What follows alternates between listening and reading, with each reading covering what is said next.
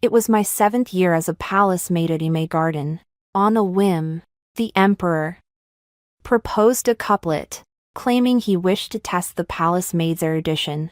In my past life, I was granted the title of noble lady. For composing the lower half of the couplet, I enjoyed Shinsa's favor for over a decade. Yet, I was cast aside overnight. It was not until my dying moments that I learned. Back in Ime Garden, the emperor had once met a woman, and the couplet had come from her own lips. Shinsa therefore concluded that I had been climbing the social ladder by attaching myself to him, accusing me of impersonating her. He allowed the other concubines to condemn me to death.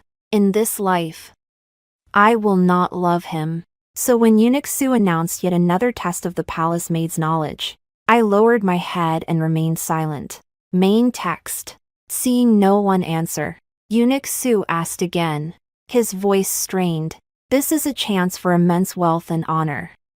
As long as you can match the couplet, His Majesty will surely bestow a reward. He emphasized the word reward with particular force. The palace maids and eunuchs in the plum garden knelt in a teeming mass on the ground. Everyone wanted a reward, but this couplet was truly difficult to match. I knelt at the very back, head bow. Ed. Even if the answer was on the tip of my tongue, I never thought to speak it. Suddenly, someone mentioned my name. I recall Yunshio has read quite a few books. Perhaps she can match it. Eunuch Su raised an eyebrow. Who is Yunshio? Come forward. My heart skipped a beat, but I had no choice. Now, I was merely the lowest-ranking cleaning maid in the Ime Garden. Eunuch Su was the chief eunuch at Shinsa's side. I had no choice but to obey his words. I walked up to him. I lowered my head and knelt once more. Lift your head. Eunuch Su lifted my chin with the whisk in his hand. He examined me closely. You're quite a pretty one. Do you know what the second line of the couplet is? I kept my eyes lowered. I replied meekly. This servant does not know. A flicker of disappointment crossed Eunuch Su's eyes, but he wasn't ready to give up. Don't be afraid. If you can match the two lines, I promise you'll have a good life. But this servant truly does not know. I spoke again, fearing he might doubt me. I added, if I knew, I would certainly have spoken up immediately to ask His Majesty for a reward. After all, no one would turn down a reward from the emperor. Xiao Hu bought anti-piracy protection. For book searching, choose Xiao Hustable, reliable, and pit-free. This is not merely a reward. It is also a symbol of the emperor's recognition of me. Once I leave the palace, with the reputation of having been rewarded by the emperor, even though I am just a palace maid, I could become an honored guest in the homes of certain officials. Therefore, I truly have no reason to lie. Eunuch Su gave up all hope. With a wave of his fly whisk, he turned and walked away, though he still muttered under his breath, where on earth has she hidden herself? Actually, I'm quite curious myself. Who exactly was that woman who crossed paths with the emperor in Ime Garden all those years ago? And why? Did she know the couplet I had written with my own hand? By the time I returned to my room, my back was completely soaked with sweat, but I didn't bother to care. I took off my shoes and socks, climbed into bed, and wrapped myself in the blankets, trying to calm down.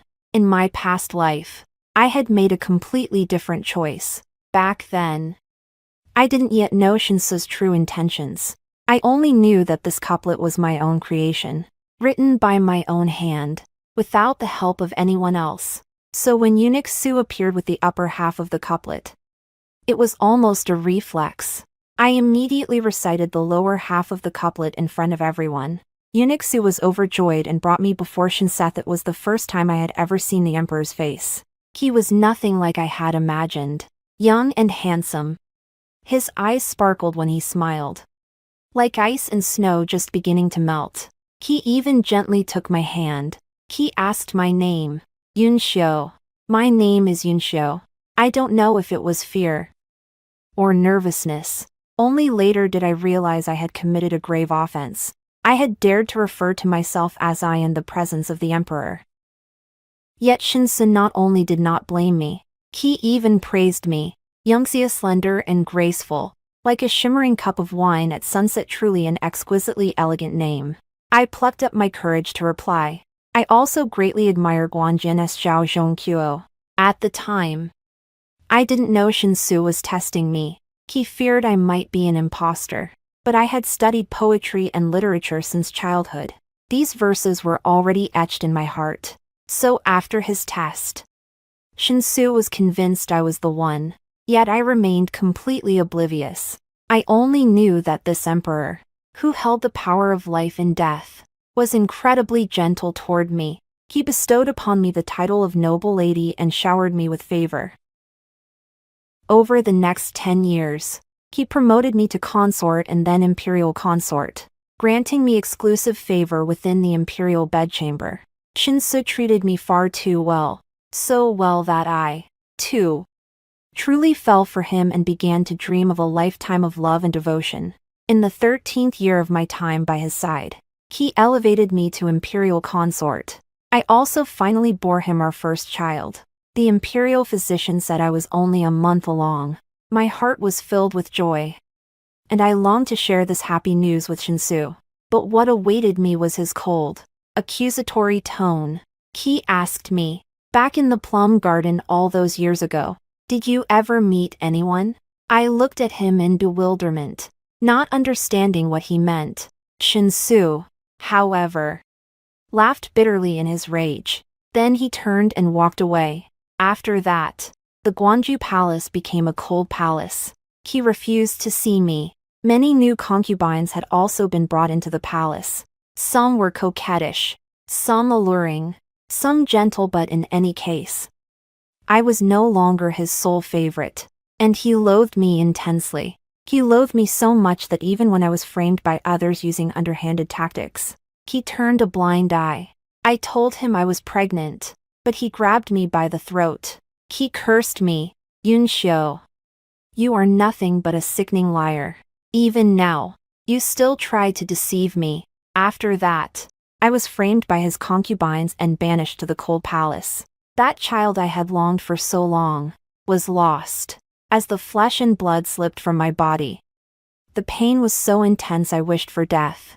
Yet I still wanted to see Shinsu one last time, to ask him, why did he treat me this way? But when the gates of the cold palace opened, it wasn't Shinsu who was his then favorite concubine.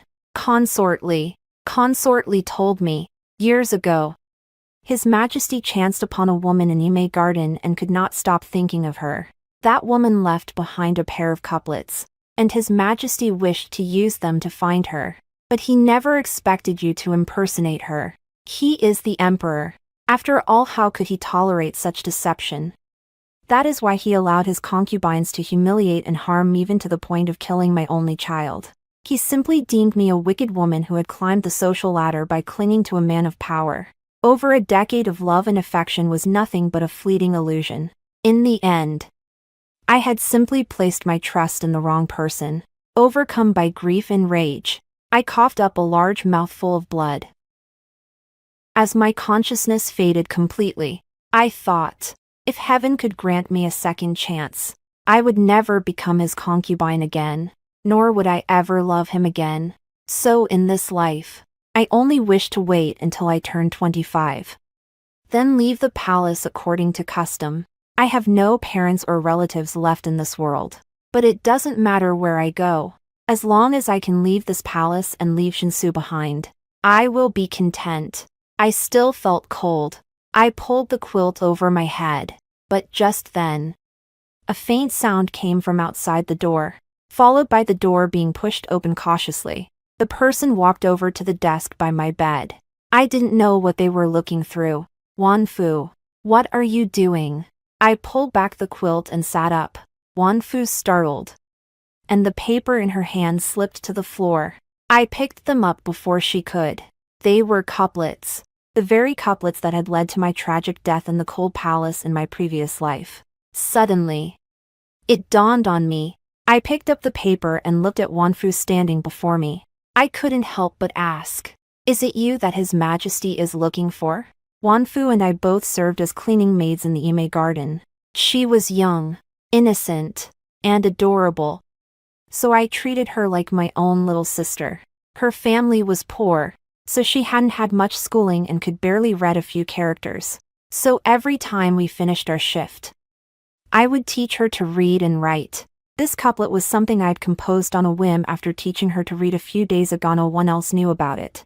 Wanfu knelt down before me with a thud. Sister Yunxiu, I didn't mean to hide this from you. Last night, while sweeping in the plum garden, I thought the matron wasn't around, so I tried to learn a few more characters. It just so happened that I had taken a few of your calligraphy sheets with me last night, and this couplet was tucked among them. I read the characters aloud one by one, never expecting that His Majesty was nearby. He said my couplet was exceptionally well written. I was terrified. Without thinking, I immediately ran back to my room. So in my previous life, when Shinsu spoke to me about that couplet, I was able to discuss it so eloquently because I had written it myself. But in Shinsu's eyes, it became evidence of my ulterior motives and deliberate impersonation. I sighed. Then why didn't you say anything when Eunuch Su came today? After all, she was kneeling right beside me. Wanfu looked a bit frustrated. I practiced so many characters last night that I simply couldn't remember what the lower couplet was. So that's why you snuck over today to look at the lower couplet. To teach Wanfu how to write. I had her read this couplet at least 10 times. But in the end, she had forgotten it all. Wanfu looked a little guilty. Sister Yunxiu, I didn't mean to hide it from you. I couldn't help but ask. But what if I had recited the lower couplet in front of Eunuch Su today? Wanfu looked up at me with a smile. This was written by you to begin with. Even if you were to gain wealth and honor, it would be what you deserve. Wanfu isn't jealous. After saying this, she lowered her head, looking a little forlorn. Even His Majesty's majestic and heroic bearing is truly unforgettable to me. That is why, for many years in my previous life, Wanfu never revealed the truth, but instead begged me to let her leave the palace early. I even provided her with a generous dowry. Yet I never imagined that this immense wealth and honor was actually her destiny. No wonder Shinsu was so angry in my previous life. Because the palace made from Ime Garden who had once and his thoughts was not me. So in this life, the opportunity that belonged to Wanfu should naturally be returned to her. His Majesty is a good man. You will be happy. I handed the paper with the couplet written on it to Wanfu with my own hands. She looked a little puzzled. Sister, do you know His Majesty? I shook my head. Wanfu clutched the paper tightly and smiled at me. If His Majesty grants me a reward, is there anything you'd like? Sister, I thought for a moment. If it's possible, then let me leave the palace as soon as possible. I didn't want to spend the rest of my life trapped in these deep palace walls. Romance and love all have turned into fleeting bubbles and shadows. I want a brand new life. A husband who truly loves me. And a simple yet happy existence. Wanfu nodded firmly, saying that if it were possible, she would certainly grant my wish. Then she picked up the paper, preparing to find Eunuch Su to reveal her identity. But before she could step out of the room, I heard the distinctive sound of the golden gong that signaled the emperor's arrival. The matron outside looked panicked. She shouted from the courtyard, "Everyone, get out of your rooms immediately. His Majesty has arrived at Ime Garden. Everyone must go out to greet him." Wanfu rushed toward the door but tripped over the threshold, nearly falling. I quickly reached out to steady her. She turned to look at me. Sister, I'm a little scared. Don't be afraid. His Majesty is a wise ruler. He certainly won't give you a hard time. Just tell him the truth. Wanfu bit her lip, still seeming hesitant. But the matron was already right on top of us. She grabbed Wanfu's arm and rushed toward the front courtyard without a moment's delay, not forgetting to scold me as she went. What are you dawdling for? Do you want His Majesty to wait for you? Wanfu and I exchanged a glance. We said nothing more and followed the crowd to the front courtyard to greet the emperor. By the time we reached the front courtyard, the palace maids and eunuchs responsible for sweeping Yimei Garden were once again kneeling in a swarm on the ground. Wanfu and I knelt at the very back. I raised my head slightly. The 12-man palanquin was dignified and imposing. Shinsu sat upon a gilded dragon throne, radiating the majesty of the heavens. Having been reborn into this life, seeing Shinsu again still left me somewhat dazed. He was still young, with a handsome face, and an indissoluble, gentle smile in his eyes. Only this time, I would never fall in love with him again. Eunuch Su waved his fly whisk. He barked. I shall ask one last time. Is there anyone here who can come up with the lower half of the couplet? The crowd continued to shake their heads. No one spoke up. I couldn't help but glance at Wanfu. She was pulling the piece of paper with the couplet written on it from her bosom, perhaps due to nervousness. Both her hands were trembling. The winter wind was biting cold. A chill breeze carrying the scent of plum blossoms swept by, and it actually blew the paper from Wanfu's hands. It landed right in front of me. Sister, Wanfu cried out in alarm, causing everyone to turn their heads. Shinsu couldn't help but look my way as well. My heart sank, and I reached out to hide the paper in front of me. But Eunuch Su was far too quick. He strode over, bent down to pick up the paper, then turned and respectfully presented it to Shinsu. After reading it, Shinsu asked only, "Whose is this?" But his gaze lingered on me. I didn't dare look up, but Wanfu, standing nearby, suddenly knelt and banged her head heavily on the ground. Her voice trembled slightly. "It is this servant's." Shinsu said nothing. Wanfu continued. "Last night in the plum garden, this servant was taking a moment's rest amidst her duties when, unexpectedly, a stranger approached me. I fled in panic." There was no need to say more. She had already recounted the details of her encounter with Shinsu last night quite clearly. No third party would ever know.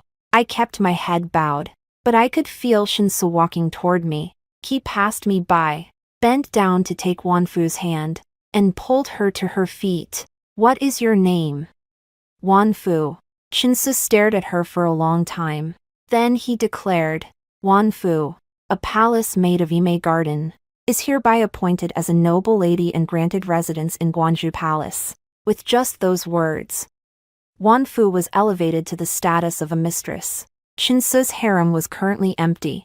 Wanfu, a former palace maid, was immediately granted the title of noble lady upon her first appointment, and she was the only consort in the harem. Consequently, many sought to curry favor with her, and I had once been the closest to her. The usually stern matron and the haughty chief eunuch now smiled so broadly their faces creased, all to beg me to put in a good word for them with Wanfu. In less than half a day, my tiny room, no bigger than the palm of a hand, was silently stuffed with all manner of gifts, leaving me with barely enough space to stand. I couldn't help but feel a headache coming on, but before I had a chance to tidy up, Wanfu sent for me to come see her at Guanju Palace. The path from Yimei Garden to Guanju Palace. In my past life, I had walked it countless times, yet never with such lightness as today. Wanfu is a good girl. Once she promised me she would certainly plead with Shinsu to let me leave the palace sooner. She likely summoned me here for that very reason. Guanju Palace was still as ornate as it had been in my past life. Only the owner had changed. The moment Wanfu saw me, she took my hand and led me into the inner chambers. She wouldn't let me bow to her. "Sister, do I look pretty?" Wanfu stood before me, twirling round and round. She is now a noble consort personally bestowed the title by Shinsu. The simple attire of a palace maid she once wore has been completely shed. She has donned a brand new brocade palace gown, with 2 crimson gold tasseled hairpins in her cloud-like hair, both eye-catching and majestic. I studied her closely. The once timid little girl now had an air of nobility about her eyes and brows. She was absolutely stunning. I smiled and nodded, and Wanfu took my hand again. "Sister." "Thank you." Her eyes were slightly red, and as if remembering something, She turned and picked up a jewelry box from the dressing table. When she opened it, the box was filled to the brim with all kinds of jewelry. Pearls, jade, agate too many to count. All of this is for you. Wanfu pushed the jewelry box toward me. I understood what she meant. Sisters must share both hardship and prosperity. We had sworn an oath to that effect. Besides, I knew she was deeply thoughtful. If I didn't accept it, she would surely lie awake all night. So, with a smile, I accepted the gift. Wanfu was overjoyed and reached out to hold me even tighter. But as I smiled, she sighed again. Last night, His Majesty summoned me, but he didn't have me attend him right away. Instead, he spoke to me at length. He's so eloquent, everything he said sounded lovely, but it was all so flowery. I couldn't really understand much of it. Wanfu lowered her head. Her eyes filled with worry. Sister, I didn't understand what he meant by Chuyuan or whatever it was. Will His Majesty be angry? In the courtyard of curved willows, the lotus blooms, the summer breeze caresses Wanfu at dusk. I couldn't help but speak up. Wanfu immediately nodded, clearly excited. Yes. His Majesty was quoting that very line. But I didn't understand what it meant. I just asked him if he was tired. I chuckled helplessly. The evening breeze caresses the lotus. His Majesty was saying you're both gentle and spirited. Shinsu was like this in his past life too, so scholarly. Always quoting classics and reciting all sorts of verses. But back then, I could always pick up where he left off. Wanfu seemed to half understand, then frustratedly reached up to tap her own head. Your Majesty treats me so well. I must study poetry diligently so that I may accompany you in discussing verses and allusions in the future. Oh, I couldn't help but tease her. I once taught you a line of poetry, the allusion behind the name my parents chose for me. Do you still remember which verse it was?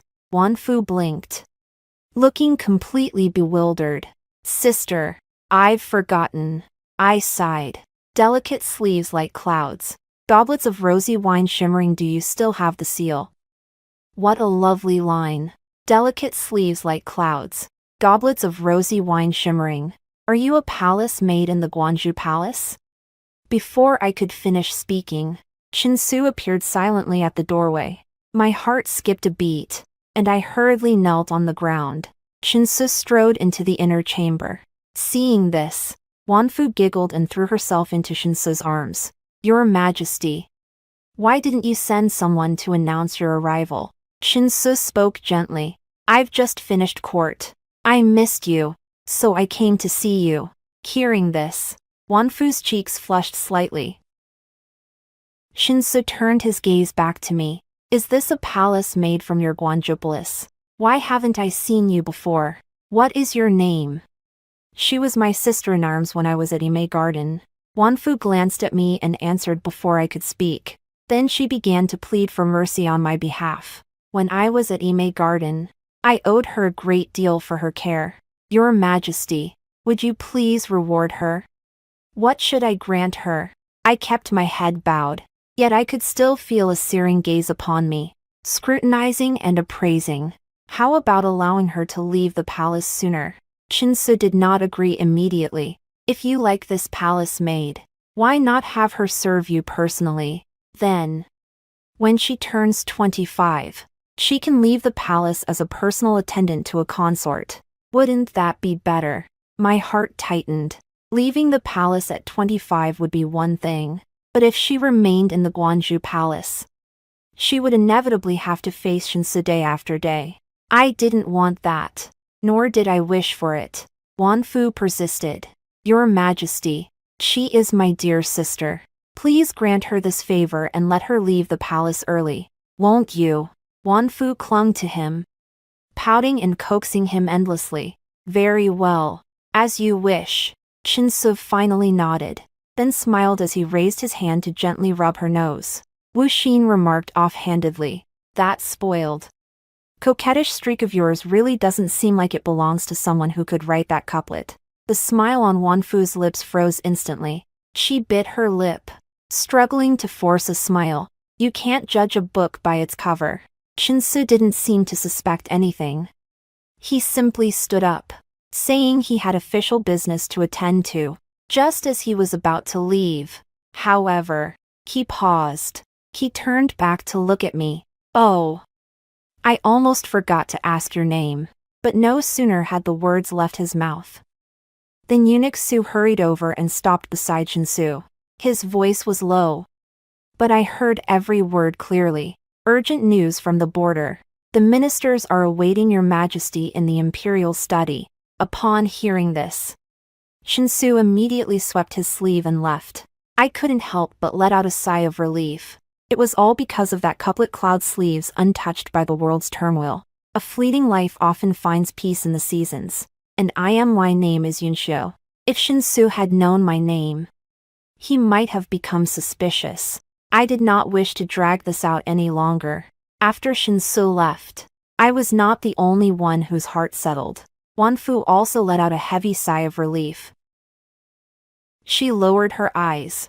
After all, I didn't write it myself. I always feel like a fraud. Sooner or later, His Majesty will see through me. Knowing her concerns, I patiently comforted her. What His Majesty loves is the woman he met in Ime Garden, no one else. Is that true?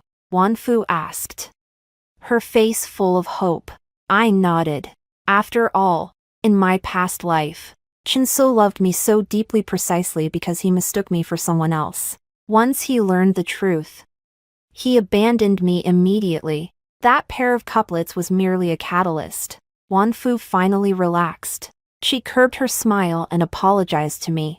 Actually, when His Majesty arrived just now, I had a selfish motive. I didn't want His Majesty to know your name.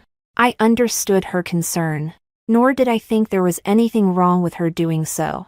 The Gwangju Palace was magnificent and opulent, and Wanfu, adorned in gold and silver, was the center of everyone's attention. With such favor bestowed upon her, her heart was naturally wholly devoted to Shinsu. And in matters of love, there is often no room for a third person, like a grain of sand in the eye. Both irritating and painful, I assured Wanfu again and again. Once I'd settled my affairs, I would leave the palace as soon as possible, and from then on, I would go to the ends of the earth, never to return to the capital. Upon hearing this, Wanfu broke down in tears once more. She said she couldn't bear to part with me, so she kept me in the Gwangju Palace for a long while, talking. By the time I returned to the Ime Garden, it was already evening. The communal sleeping quarters in the rear courtyard, where the palace maids of the Ime Garden rested, were now brightly lit. Groups of 3 or 5 maids had gathered together. They had their backs turned to me. As I walked over, I heard them say, "Wanfu became a noble consort all because of those poems and couplets. If we learn a few lines ourselves and happen to run into His Majesty in the Ime Garden, might we not also become noble consorts?" They were quite excited, each taking a sheet of paper with verses written on it. But when they turned and saw me, they gasped in surprise. I held out my hand coldly toward them. "Hand those things back. Wanfu is my close friend. She is also the only concubine in the harem at present." They were merely borrowing her authority. They dared not disobey me. But one of the palace maids spoke up indignantly. "What good is taking these back? Those who were quick on their feet have already taken the verses to the plum-leaning garden." Hearing this, I inwardly cried out in alarm, then hurried after them to the plum-leaning garden. Fortunately, it wasn't too late. Shinsu hadn't been in the mood to come here tonight, and I managed to retrieve every single piece of paper with the verses that had been taken. After checking them one by one to make sure nothing was missing, I finally breathed a sigh of relief. But I was still afraid someone might use these verses against me. So I found a secluded corner, intending to destroy them all. But just as I pulled out my tinderbox, Shinsu appeared behind me. I don't know when, with a sweep of his long arm, he snatched all the papers from my hand. "Your Majesty." I hurriedly knelt on the ground. Shinsu looked down at me from above, his tone betraying no emotion. "Are you Wanfu's friend from Ime Garden?" I nodded slightly. He snorted derisively. You certainly know how to scheme. Then he tossed all the papers into the air, the verses scattering wildly. They looked just like the first snowflakes falling from the sky. As a palace maid, instead of sweeping and serving properly, you spend your days plotting cunning ways to catch my attention. It shows just how deep your schemes run. Chinsu's smile faded, his eyes turning as cold as frost. I suddenly realized he had mistaken me for one of those women seeking to climb the social ladder. Wanfu's success had stirred the ambitions of many palace maids, not to mention the maids in Ime Garden. Even elsewhere, there were likely many who hoped to attract Chinsu's attention in the same way. But such an encounter is novel only the first time. The second or third time, it will only make him feel disgust, or even rage. And I happened to appear in Ime Garden holding these verses. Chinsu naturally assumed that I, too, wanted to use the same method to catch his attention and thereby rise above others. He detested such women intensely. Chinsu shot me a glance. In that case, he said coldly, you will kneel here all night and reflect on your actions. The winter in the capital was bone-chilling. Not to mention the fresh snowfall. The cold wind carried the scent of plum blossoms, blowing ceaselessly. My body was cold. My bones were cold, every part of me was cold. And the cold brought pain. But the emperor's word was law. He ordered me to kneel all night, so I absolutely could not rise before dawn. It was unbearable, truly unbearable. Fortunately, having served as a palace maid for 7 years, I was long accustomed to a life of hardship. This lowly body of mine managed to endure the cold of the night. Only my knees ached with a bone-chilling pain. At daybreak, I slowly rose, leaning against the wall. Every step was excruciating. From the plum garden to my quarters, it was no more than 100 paces.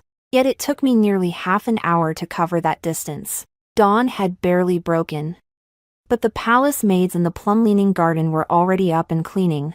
Occasionally, as they passed by me, they couldn't help but point and whisper. They were all saying that I had failed in my attempt to climb the dragon's back and had instead been punished by the emperor. I have no idea where such rumors have spread to, but if Wanfu were to hear them, she would surely take them to heart. I just didn't expect her to arrive much sooner than I had anticipated. The moment I pushed open the door, I saw Wanfu. She seemed to have been there for quite some time. As soon as she saw me, she hurried forward to help me sit down. Then she took some ointment from her sleeve. Kneeling on the ground, she personally applied the ointment to the wounds on my knees. Your Highness, this is not proper. I tried to refuse, but after kneeling all night, I had not a shred of strength left in my body. Wanfu applied the ointment with great care. In front of others, I am the noble lady, but behind closed doors, I am simply your younger sister, Sister Yunxiu. I remember how you used to tend to my wounds like this whenever I got into trouble and was made to kneel by the matron. Her voice was soft, and she looked up at me with a smile, as if time had turned back to the past. Back then, we were just ordinary maids in Ime Garden, the best of sisters. But I knew that once a sister became a noble lady, she could never be the sister she once was. If she came to see me personally, she must have something to say. Sure enough, after applying the medicine, Wanfu sat beside me, clutching my hand tightly. Sister, His Majesty will not allow you to leave the palace. What? I gasped, feeling as though my heart was about to burst from my chest. Suffocating and aching, Wanfu lowered her eyes. His Majesty said you're too calculating. I pleaded with him for a long time before he finally relented, saying he'd allow you to. Allow me to do what? Wanfu dared not look up at me, her voice barely a whisper. She said, to let you marry. In an instant, the room fell silent. All I could hear was the sound of my own heartbeat, each beat louder than the last. It felt as though it would shatter against my chest at any moment. I tugged at the corners of my mouth, forcing a smile that looked worse than a cry. Wanfu, tell me honestly, was the idea to have me marry His Majesty's, or yours? Wanfu suddenly dropped to her knees before me with a thud. Her eyes were red-rimmed, her face streaked with tears. And now she was sobbing uncontrollably. Sister Yunxiu, I didn't want it to be this way either. But rumors are spreading outside that you want to become a concubine too. You're so talented with words. You're the woman His Majesty loves most of all. If you enter the harem, His Majesty will surely cherish you deeply. By then, he won't love me anymore. I leaned down and gently wiped the tears from the corners of her eyes. So you suggested to His Majesty that he marry me off, didn't you? Wanfu lowered her head, not daring to look up at me. I didn't know how to describe it. I just felt a chill in my heart. I had thought we were sisters who would share life and death. But in the end, she couldn't withstand the test. Yet I didn't even have the strength to struggle, because at this moment, she was the mistress, and I was the servant, but I still couldn't accept it. I asked again, can I refuse? Wanfu leaned on the table and slowly stood up. She was dressed in exquisite court robes, a far cry from the naive, innocent girl she once was. Wanfu spoke earnestly. I begged His Majesty to grant you this marriage. You can only accept it, and you must accept it. The husband Wanfu had chosen for me was her distant cousin. He was set to take the imperial examinations the following spring. Rest assured. You are my dear sister Yunxiu. I would never let you marry a man of ill repute. Though my cousin comes from a modest family, he is highly educated and handsome. Once he passes the exams next year, he is certain to make you the wife of the top scholar. I didn't know how much of Wanfu's words were true and how much was false, but she had petitioned Emperor Shinso for an imperial decree, no matter how unwilling I was. I had to marry this man I had never met. Perhaps it was to prevent any complications from arising as time went on. After that day, Wanfu began preparing my dowry, or perhaps she felt guilty toward me. She prepared many gold and silver ornaments for me. Each piece was priceless, enough to ensure I would never want for food or clothing for the rest of my life. 7 days later, she held my wedding ceremony at the Guangzhou Palace. The Imperial Garment Bureau worked around the clock for 7 days, and under Wanfu's orders, they embroidered a stunningly exquisite wedding gown for me. It was adorned with over a dozen large South Sea pearls. All of them were taken from Wanfu's own storeroom. It was my fault. Let these material possessions serve as my compensation to you. With that, she personally placed the floral hairpin and phoenix crown upon my head. I looked at my reflection in the mirror. In my previous life, even as a consort of the first rank, I had never worn this bright red wedding gown simply because Shinsa's wife could only be the empress. And I, after all, was merely a concubine.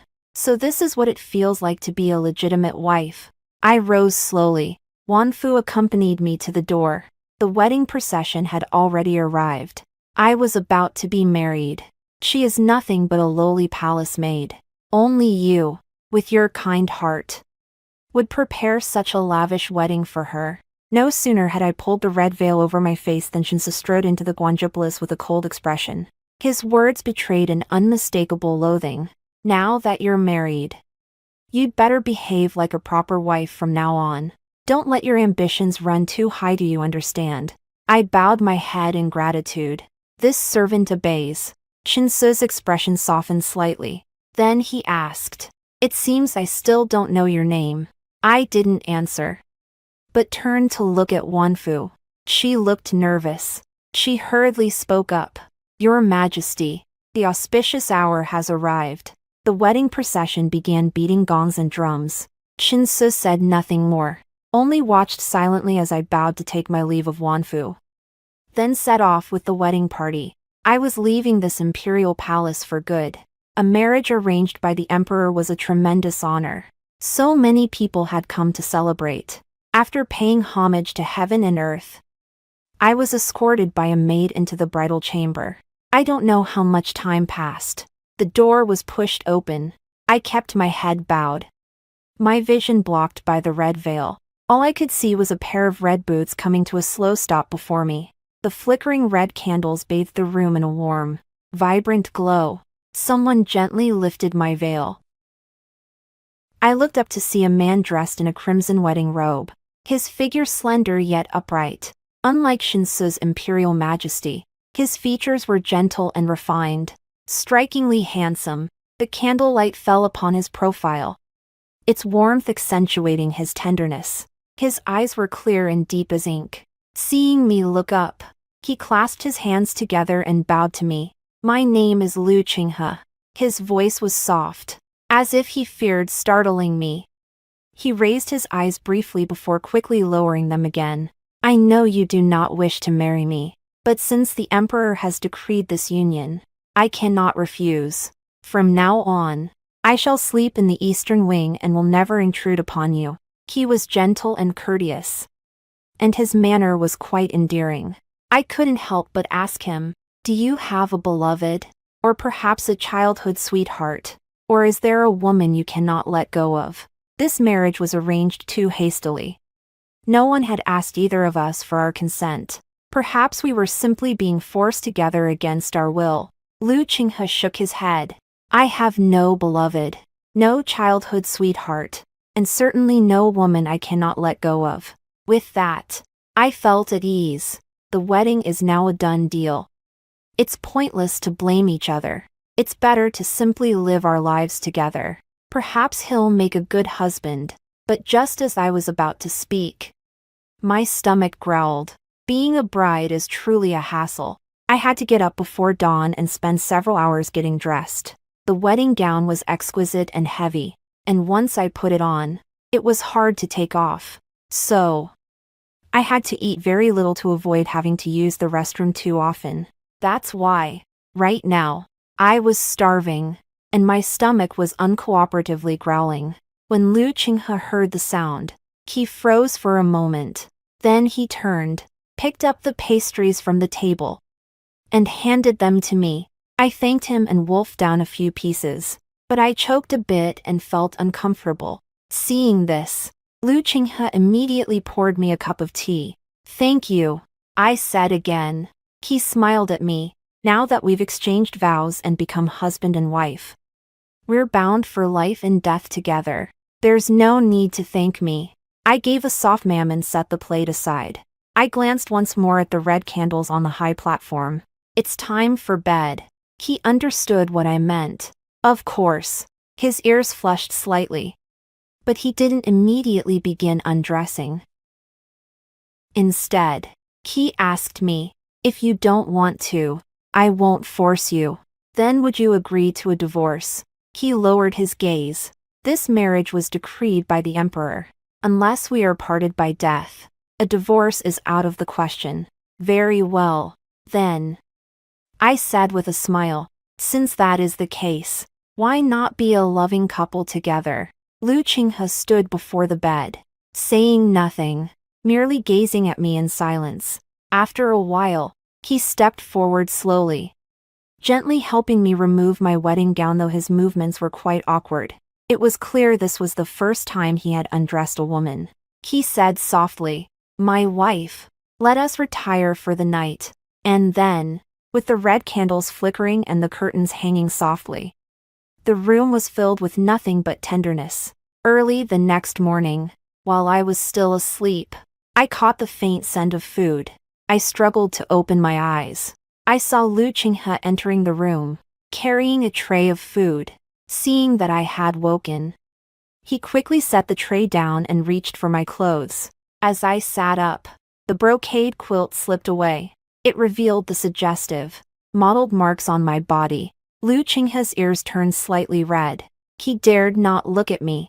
"You cried out in pain last night. So I went to the apothecary this morning. The doctor said this medicine can ease a woman's discomfort after her first time." Liu Qinghe handed me a white porcelain bottle from his sleeve. I was just as shy and didn't dare reach out to take it.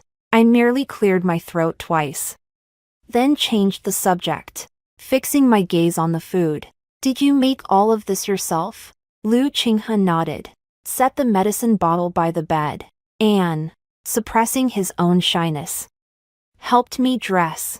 Then he guided me to the table and helped me sit down. My parents passed away one after the other when I was young. Fortunately, the elders of our clan supported my education until now, so I have no close relatives left at home. These household chores, I handle myself. I do not ask others to do them for me. I nodded, thinking of how I had married him.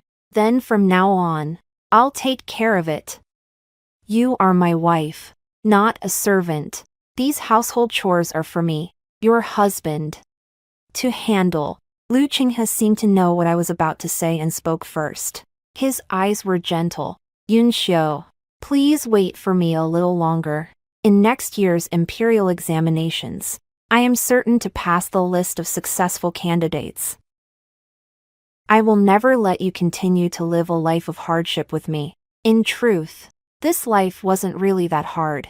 In the palace, as a servant, I had to kneel before every nobleman I saw.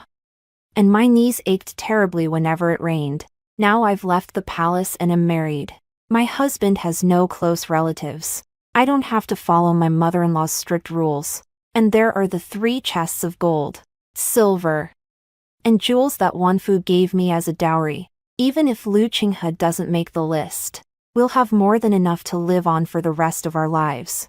But everyone has their hopes. Naturally, I hope my husband is truly learned.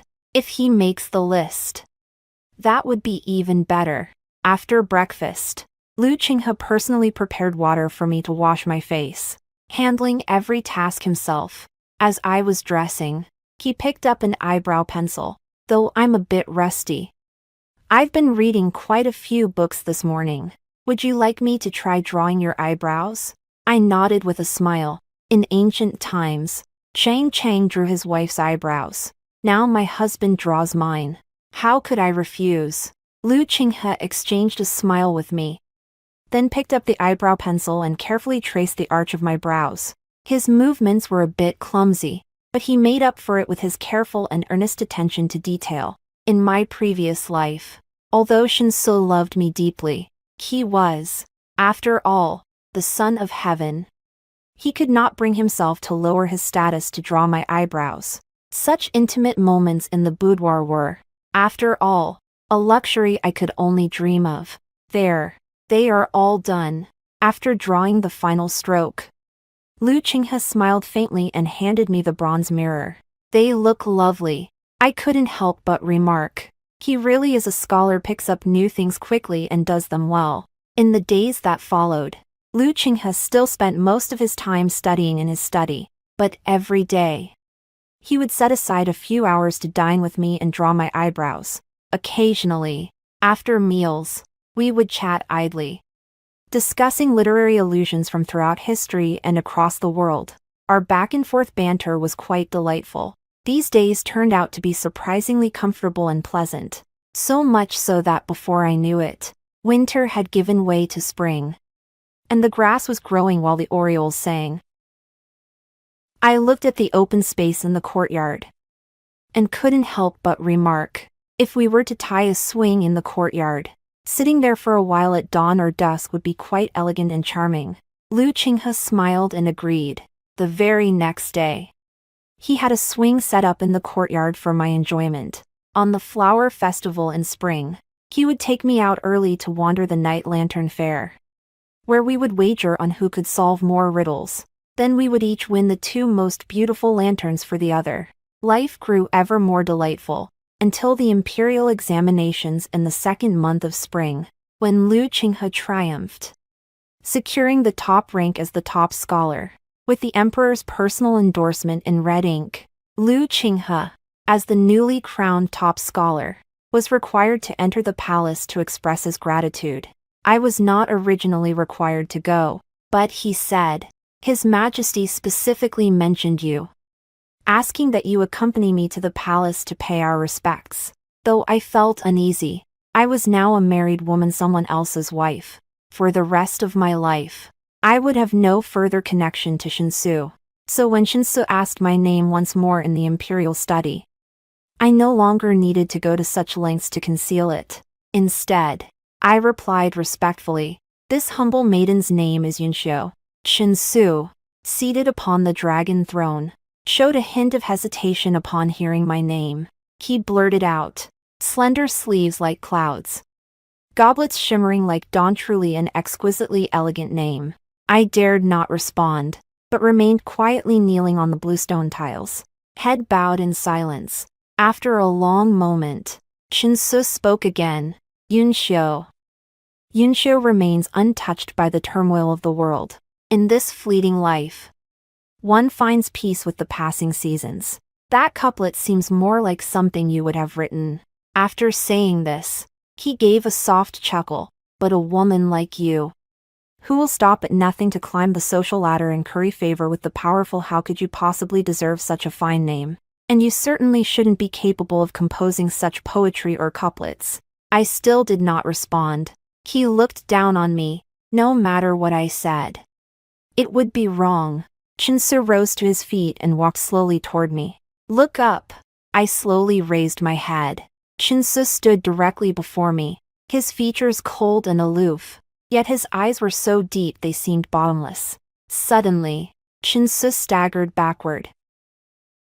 His expression changed abruptly. Cold sweat instantly beaded on his forehead, and he pressed his thin lips together as if enduring excruciating pain. Your Majesty, what's wrong? Lu Qinghe spoke up upon seeing this. Chinsu said nothing. He staggered toward the inner chambers. And Eunuch Su, who was attending him, hurriedly ordered a palace maid to summon the imperial physician. He then addressed Lu Qinghe and me. His Majesty is unwell. The top scholar may wait in the side hall for a while. As for the top scholar's wife, since you are on good terms with Consort Fu, why not pay a visit to Guanzhou Palace? It would serve as a token of gratitude to Consort Fu for acting as a matchmaker for the two of you. Ministers are not permitted to enter the inner palace without authorization. So while I may go to Guanzhou Palace, Lu Qinghe cannot. This was not what I had expected. I had originally thought that in this life, now that Chinsu had obtained the woman he desired, he would surely treat her with the utmost kindness and devotion. At the very least, he would treat her the same way he had treated me in my previous life. From noble lady to consort, then to imperial consort, and finally to imperial consort of the first rank would elevate Wanfu step by step to the highest positions. Yet, over the past 6 months, Wanfu has remained nothing more than a noble lady. This is truly baffling to me. When she saw me, Wanfu threw herself into my arms and wept bitterly. Sister, I regret it. I hurriedly asked her, has something happened? Wanfu was crying very hard.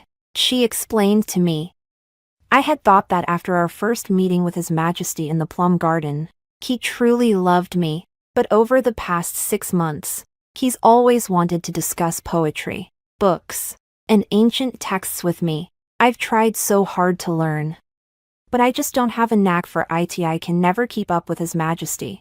Gradually, he stopped coming to see me. The last time I saw him was 3 months ago. Sister, did I do something wrong? Back then, when His Majesty tested the palace maid's knowledge at the plum-leaning garden, he was actually looking for you, wasn't he? I shook my head. No, Your Majesty was looking for the woman he met by chance in Ime Garden. If he was looking for the owner of that couplet, in my past life, once Shinso learned the truth, he wouldn't have let the other concubines bully me. He wouldn't have let me die a miserable death in the cold palace. Not even my child would have turned into a pool of blood. So, Shinsu didn't want me. It couldn't have been me. But he always says that when we first met in Ime Garden, he thought I was a woman of remarkable literary talent. Every time he says that, the regret in his eyes is unmistakable. Wanfu lowered her gaze. She had cried for so long that her tears had long since dried up. I didn't know how to comfort her. I turned to call for a palace maid to fetch a basin of hot water for her to wash her face. But as I turned, I saw Shinsu standing at the entrance to the bedchamber. His eyes were a storm of emotion.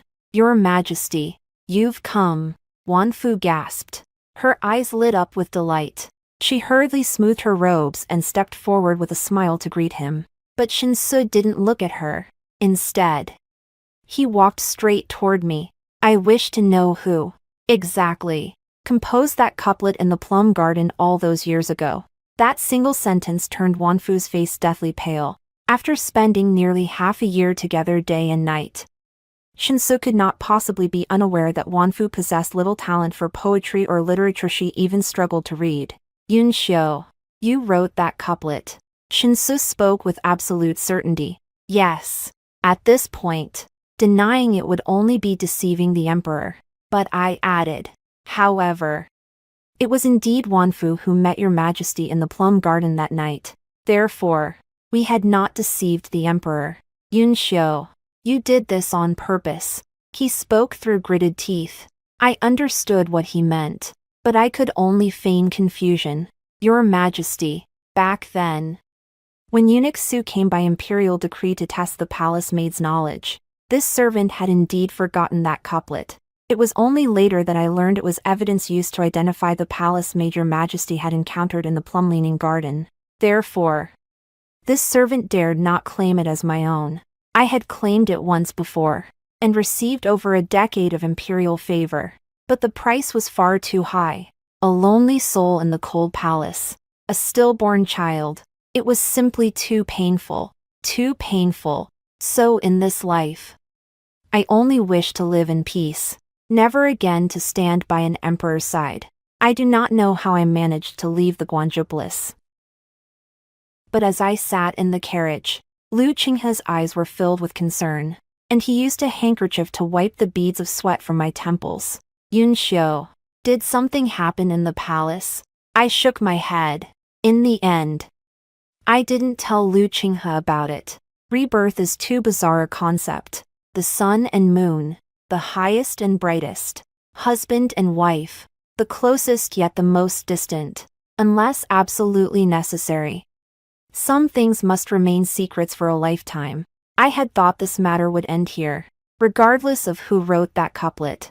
At least now, I am another man's wife, and there can be absolutely no further connection between me and Shinsu, the emperor.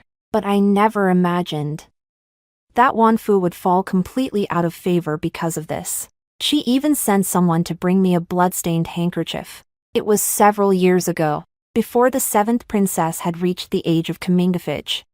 When she happened to pass by the plum-leaning garden and saw me sweeping in the corner, she took it into her head to play a prank. She deliberately hid her own pearl earrings. Then she accused me of stealing them. Seeing my panic and distress, the seventh princess laughed heartily. After teasing me for a while, she said she would settle the matter by ordering 50 lashes. It was a calamity I did not deserve. But the accuser was, after all, a noble princess. I had no choice but to accept the punishment. But 50 lashes were enough to break a woman's spirit in the depths of the palace. At that moment, Wanfu, ignoring everyone's attempts to stop her, knelt before the seventh princess in tears, saying she was willing to share the punishment with me. I had already been beaten unconscious. The seventh princess laughed heartily, saying she would take the remaining 30 lashes for me. That time, Wanfu was injured far more severely than I was. She was bedridden for a full 2 months. That blood-stained handkerchief is what remained when I wiped her wounds. It is also a testament to our sisterly bond. She sent someone to deliver this handkerchief, saying only that she wished to see me once. Naturally, I could not refuse, but I never expected this. The one waiting in the Guanjupolis was not Wanfu. It was Shinsu. Where is Wanfu? Is she still alive? I didn't even bother to curtsy. My mind immediately jumped to the worst-case scenario, and I was overcome with worry. Rest assured, I did not take her life. Shinsu smiled at me, though I do not love her. We were together for half a year after all, so I had her sent out of the palace. Before leaving the palace, she told me about her relationship with you, how wonderful you are, and how she felt she'd wronged you. She also mentioned how little Seven had acted recklessly all those years ago, leaving behind this blood-stained handkerchief. She never imagined you'd actually come. Learning she was safe and sound, I breathed a sigh of relief. Yet, The sisterly bond between Wanfu and me ends today. To protect herself, she helped Shinsu trick me into coming to the palace. The debt of gratitude from those days has been fully repaid by her actions today. Shinsu took 2 more steps toward me. Yunxiu, you may not believe this, but the day I saw you, I was suddenly struck by a splitting headache, and my mind was suddenly filled with memories of you. In the plum garden, when we were searching for the palace maid, it was you who provided the lower couplet. I bestowed upon you the title of noble lady, keeping you constantly by my side. You were gentle and wise, always able to read my Minda flower that understands my heart. I cherished and adored you deeply, but... Shinsu paused, as if recalling some painful memory, but more than a decade later. I learned by chance that you were not the palace maid I had first met. My life has been one of loneliness at the pinnacle of power. I thought we were soulmates, but I never imagined you would deceive me. I was so furious. I wanted to punish you. So I deliberately took in a host of concubines and let them bully you. I thought you would come begging for my forgiveness, and I would grant it, but I never expected you to leave us like this. By the end of his speech, Shinsu was deeply moved, edging closer and closer to me. Yunxiu, in my dreams, I killed those concubines who bullied you. Day and night, I longed for your return, and only then did I realize that whether you deceived me or not, all I ever wanted was for you to be by my side. But that was just a dream. I took a few steps back.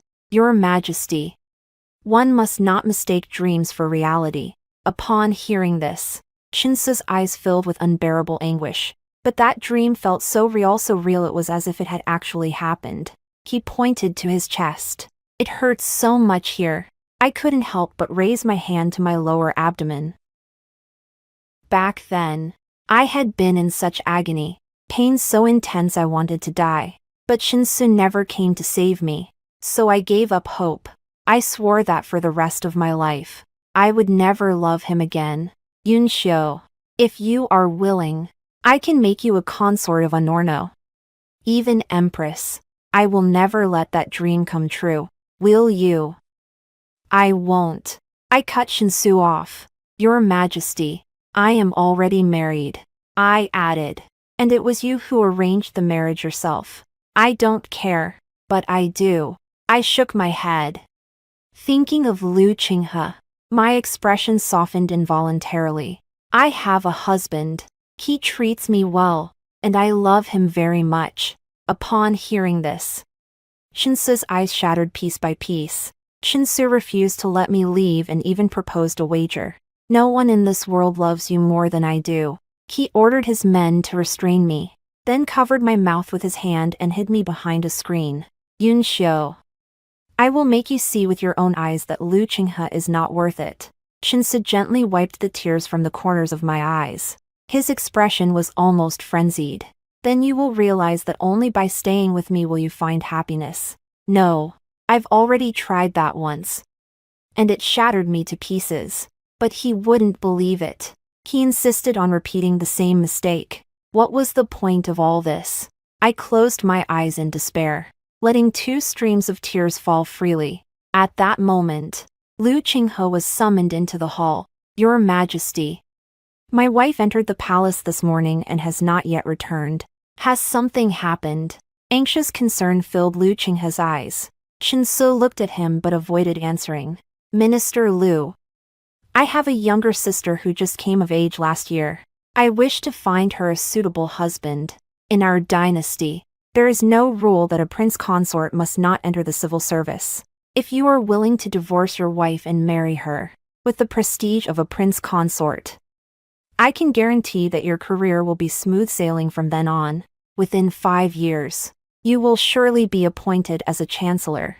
The emperor's word was law. It was indeed a tremendous temptation. Through the screen, I could not see Lu Qinghe's face clearly. But he did not hesitate. Instead, he replied immediately, Your Majesty, I already have a lawful wife. She treats me well, and I love her dearly.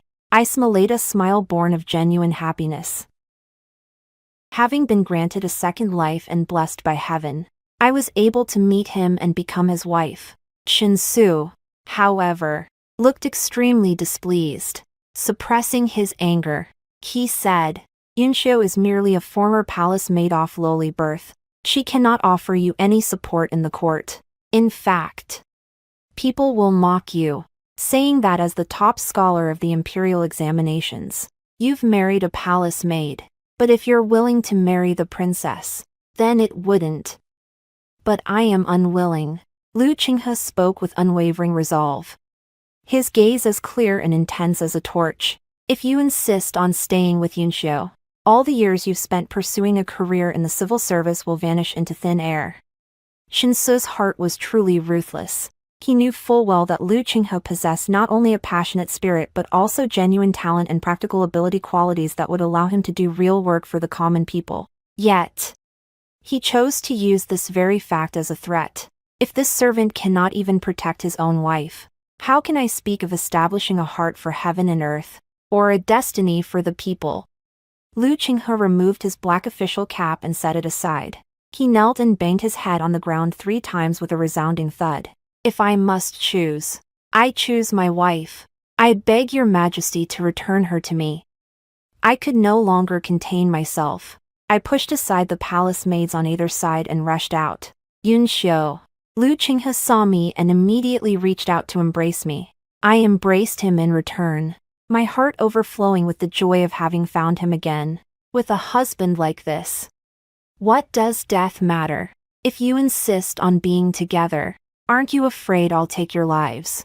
On the high platform, Shinsu stood alone. His eyes were bloodshot. He was on the verge of madness, unable to have the one he loved. He even pleaded with me, Yunxiu. In what way am I inferior to him? I looked at Shinsu on the high platform. I told him, I once carried a child for you.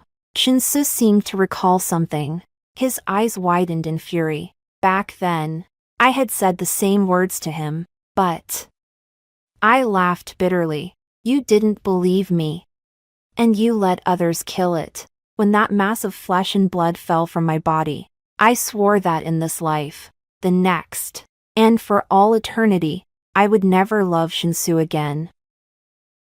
I reached out to gently caress my lower abdomen, watching the emperor on the high platform, on the verge of collapse. I whispered, now, I am carrying another child. Will your majesty kill this one too? Yes. I was already a month pregnant, outside the palace gates. Lu Qinghe and I walked out together. He held my hand tightly the entire time. I tried to explain, but he shook his head and said only, you suffered too much in your past life. I don't want you to reopen those wounds. Yunxiu, all I know is that in this life, you are my wife. I will honor and love you, and I will never waver. I smiled and asked him, even if, because of me, you can only serve as a prefect in this life, would you still be content with that?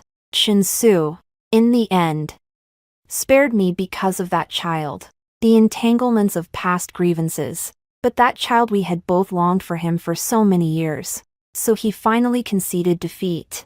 He told me, then stay far away from the capital, never let me see you again. From that point on, Jizhou became the new home for Lu Qinghe and me. Lu Qinghe pulled me into his arms. He spoke tenderly, being an official, whether a local magistrate or a court officialis still serving the people, there is no difference. But Jizhou is better. There, we are free from the treacherous intrigues of the imperial court. There is only you and me, husband and wife, holding hands and growing old together. We climbed into the carriage, and as it rolled through the streets, the faint sounds of Liyuan opera drifted toward us. It turns out the flowers are in full bloom, yet all this beauty is left to crumbling wells and ruined walls. Such a fine time and such a beautiful scene, why must heaven be so cruel, whose courtyard holds these delightful pleasures? Morning clouds roll by, evening mists gather, rain threads and wind fragments, misty waves and painted boats. Those behind the brocade screens surely deem this fleeting beauty too cheap. A dream in the garden. Love knows not where it springs, yet once it takes root, it runs deep. In the imperial city's lofty towers, the emperor weeps. Regret, regret, regret. The story ends here. Thank you all for joining me. See you in the next chapter.